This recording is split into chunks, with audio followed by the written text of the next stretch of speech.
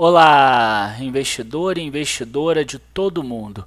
Aqui é o canal Dica de hoje e sábado, como vocês sabem, é um dia que a gente fala um pouco mais sobre macroeconomia. E nesse vídeo de hoje eu vou mostrar para vocês o cabo de guerra que existe entre sociedade e entre empresas. Ou seja, de um lado você tem empresas querendo ganhar o máximo possível, querendo repassar todos os custos que ela tem de matéria-prima, de transportes e etc. E de outro lado você tem a sociedade querendo pagar o mínimo possível. E o que a gente vê é que a inflação ela tem subido, pelo menos a inflação que é sentida pela sociedade, que é melhor vista aqui pelo IGPM, por exemplo. No vídeo de hoje a gente vai falar sobre o IGPDI, eu vou explicar por que eu usei o IGPDI e não o IGPM. Mas eles têm a mesma metodologia, olha só, tem alta de 1,26% em março, 8,27% em um ano, quer dizer, o dobro da inflação oficial do governo, aí mais do que o dobro. A gente vai falar sobre isso, vamos chegar até a cadeia de valor, questão de demanda, enfim, a gente vai falar sobre bastante coisa. Curtam já o vídeo, se inscrevam no canal, depois da vinhetinha a gente já começa.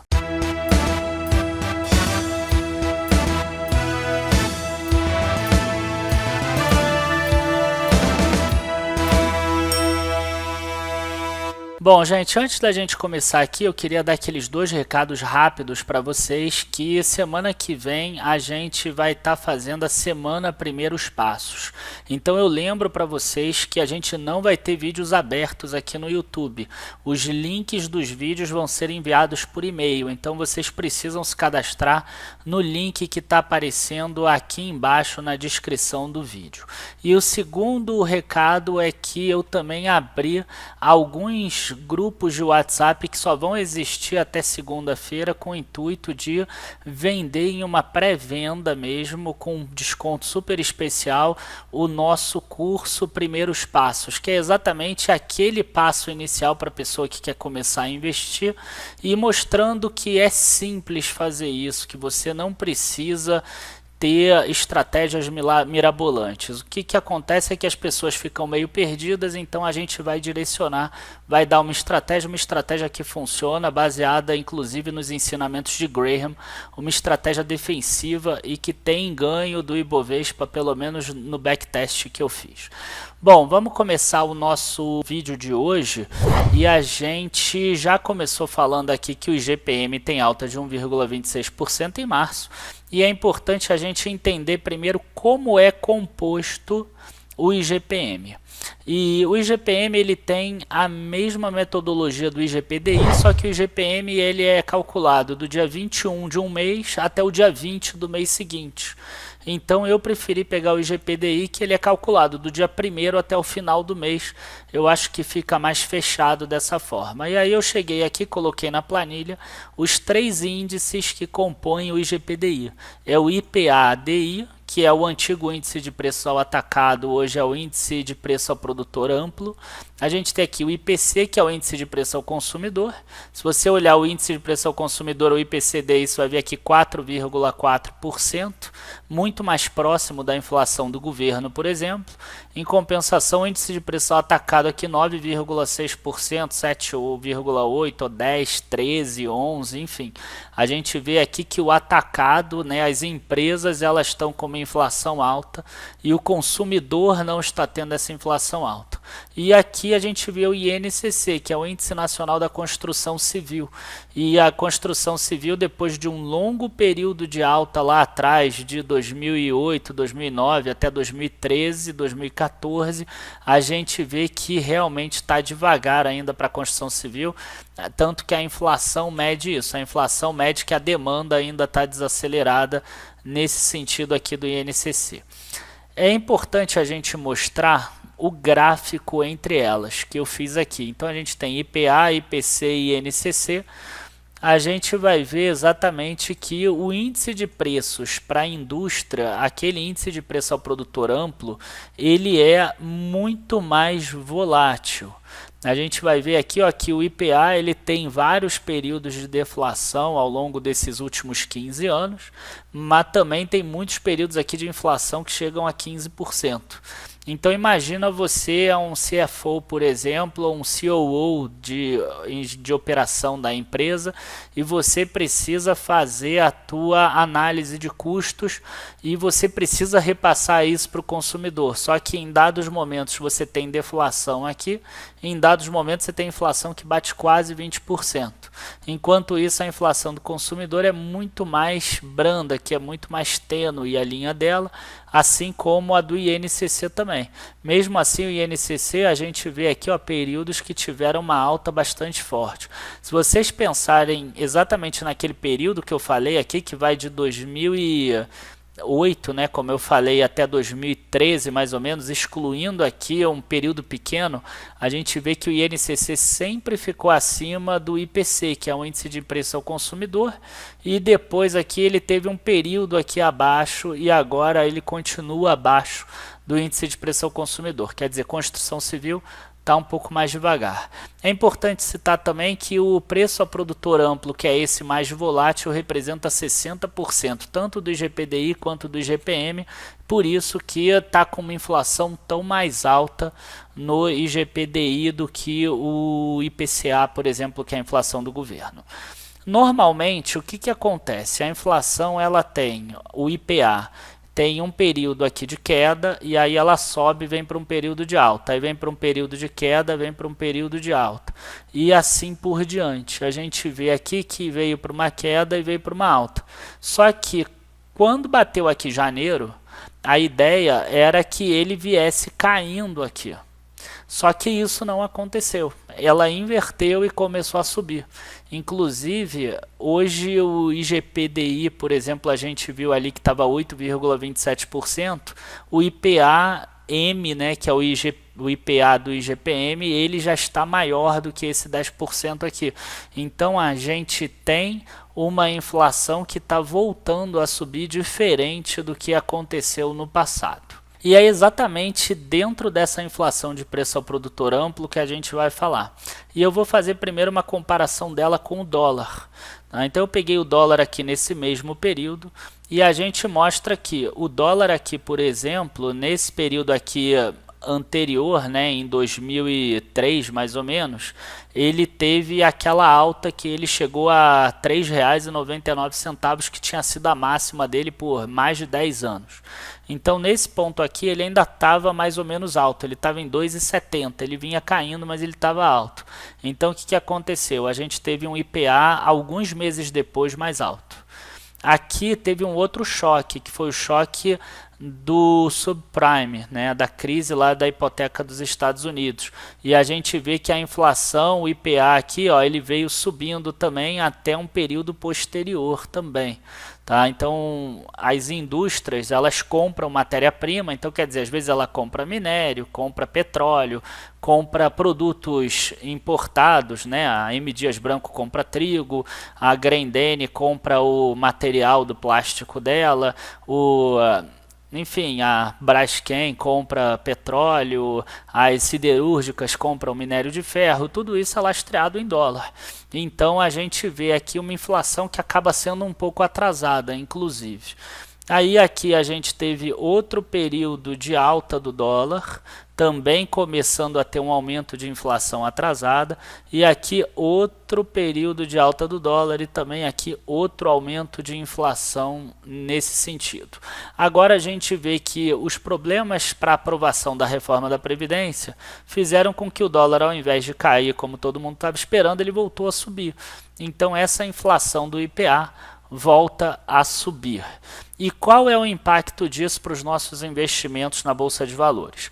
Eu fiz um esquema aqui bastante simples, inclusive, para que vocês possam ter uma pequena ideia do que é isso. Tá? Então eu só peguei aqui 3 indústrias para vocês terem pelo menos uma base. Então a gente tem aqui, por exemplo, uma indústria de minério de ferro. Tá? Tá? E eu vou dar o exemplo da CSN porque ela é minério de ferro e siderúrgica, mas aqui poderia ser a Vale, por exemplo. Poderia ser a própria Usiminas, que tem a Musa, que é a mineradora da Usiminas. Enfim, tem que ser uma empresa que tenha uma mineradora. Tá? A Ferbasa, por exemplo, ela é um minério que não é de ferro, mas é uma mineradora também. E aí a gente tem aqui uma commodity que é produzida e que vai ser vendida. Vai ser vendida para quem? Para a siderúrgica. Isso aqui é uma cadeia de valor. Aí a siderúrgica vai fazer aço. E esse aço vai ser vendido para quem? Para uma indústria automotiva ou para uma indústria de construção. E essa indústria automotiva e de construção, ela vai vender para o consumidor final. Eu poderia ter botado aqui frete, a parte de logística, poderia ter botado outras coisas aqui, outras indústrias que estão aqui no meio e que fornecem material para a indústria automotiva e que fornecem para a siderúrgica, mas vamos deixar simples. E aí chega aqui no consumidor final. A ideia é a seguinte: se o cara que está vendendo minério de ferro, ele consegue aumentar a margem dele, quer dizer, ele consegue aumentar a receita dele acima do custo. Se o da siderúrgica consegue fazer a mesma coisa, se o da automotiva consegue fazer a mesma coisa, ele aumenta a receita acima do custo, significa que o consumidor final vai pagar a conta. Se você tiver o oposto, o consumidor final pagando menos do que esse aumento, você vai ter uma indústria reduzindo margens, o consumidor final pagando uma inflação menor do que ele deveria e as indústrias cada vez tendo lucro menores. E isso é o que está acontecendo pelo menos nesse período. E para exemplificar isso, exatamente nesses dados que a gente já pegou, a gente pode ver aqui, por exemplo, a CSN. Tá? Se você pegar aqui a CSN, olha só, a mineração dela, a gente tem aqui o lucro bruto, vamos tirar só o custo do produto vendido. A gente tem aqui lucro bruto 2.399 de uma receita líquida de 5.985. Se a gente fizer esse cálculo, a gente vai ter aqui ó, uma margem bruta de 40%. Tá? Enquanto isso, em 2017, a gente tinha 1.615 dividido por 4.621. A gente tinha uma margem bruta de 35% mais ou menos. Como a empresa vende para o mercado externo, a gente teve uma melhora da margem, quer dizer, ela conseguiu repassar, porque o dólar aumentou em relação ao real, como ela vende mais para o mercado externo, ela conseguiu repassar isso, afinal ela está aqui calculando tudo em reais, ela tem alguns custos em reais, ela consegue vender para o mercado externo. Agora, quando a gente passa para a siderurgia, aqui, que ela tem uma maior venda para o mercado interno, aqui ó, 10 bilhões de reais no mercado interno e 5 bilhões no mercado externo, aí já muda de figura. Que a gente vê aqui ó, uma margem de 3 bilhões e 20 milhões, dividido por 15.634, 19,31%, enquanto isso em 2017 a gente tinha uma margem aqui de 18,68%.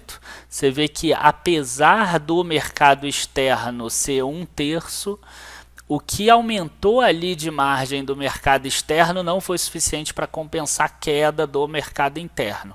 Com essa imagem apenas não dá para perceber isso, mas analisando o release todo e as demonstrações financeiras, você iria perceber isso. Então quer dizer, a empresa ganhou um pouco na mineração, ou ganhou bastante na mineração, ganhou muitos pontos na mineração e transferiu uma parte para perder na siderurgia. E isso tem acontecido. Aí depois passou para outra empresa, que foi a Randon, por exemplo. E aí quando você pega a Randon aqui, a gente vê que a Randon já deixa tudo calculado. E 2018 começou muito bem. Tanto que ela teve um aumento de margem bruta de 13,6% para 15,1% e na parte de autopeças de 25,2% para 26,1%. Aqui em autopeças a principal é a Frasle. E veículos e implementos aí é Randon mesmo controladora. O que acontece é o seguinte, durante 2018 teve greve dos caminhoneiros e teve também esse lapso da economia, que parecia que ela ia crescer, tanto que as previsões eram de crescimento maior do que 2% ano passado, e de repente elas foram minguando, inclusive como parece que está acontecendo esse ano. Então terminou 2018 com um crescimento só de 1,1%. E aí no quarto trimestre a gente já consegue perceber isso. que é exatamente isso aqui. A gente vê que veículos e implementos teve um crescimento aqui bem pequeno de 15,6% para 15,7%, inclusive porque a Randon perdeu market share no Brasil para exportar, porque senão a gente teria uma margem aqui pior, mas na autopeças a gente já vê aqui uma queda de 25% para 24,6%.